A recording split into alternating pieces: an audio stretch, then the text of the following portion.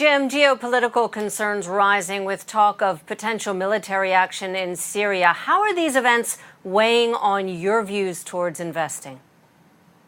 Well, Tara, I own oil, I own gold, I own things like that. And if there is going to be a war, and it sounds like America's desperate to have a war, they're going to go much, much higher. Stocks are going to go down. Some of the markets that I'm short are already going down. Commodities are going to go up. I mean, yeah, some of the things I own, I'll make a lot of money. I'm not particularly keen on war, I assure you, but it sounds like they want it. Is your main concern about supply chain disruptions for oil? Is that where we'll see the biggest moves? Well, that's where we'll see huge moves, but the problem with war, Tara, is, and I'm not the first to know this, no matter how well the plans are made, strange things happen in war, and who knows what unintended consequences will come. But I do know that throughout history, whenever you've had war, things like food prices have gone up a lot, energy prices have gone up a lot, copper price, lead prices, all of these things go up a lot whenever there's been a war in the past. Meanwhile, moving farther to the Far East, we're seeing something of a mini crisis around Asia. The Fed's stimulus unwinding really affecting confidence in India and Indonesia in particular. Do you think this is a short-term blip, or do you think these countries face very rough waters ahead?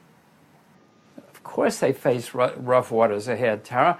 India and Indonesia, Turkey too, which is part of Asia, all of them have huge balance of trade deficits, which they've been able to finance with all this artificial free money that's been floating around. Now, the artificial sea of liquidity is going to end someday, and when it ends, all the people depending on this free money and this sea of liquidity are going to suffer. Whether it's this week or this year or next year, they're all going to suffer.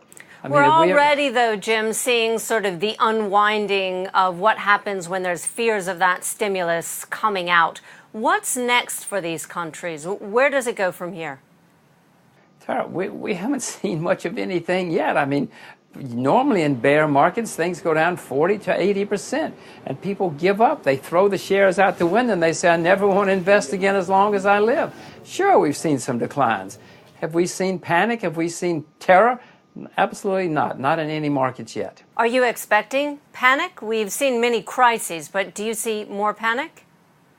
Yes, of course. When this artificial sea of liquidity ends, we're going to see panic in a lot of markets, including in the U.S., including in West developed markets.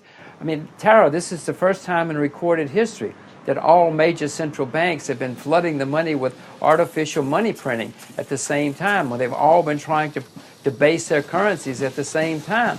This has never happened in recorded history. When this ends, it's going to be a huge mess.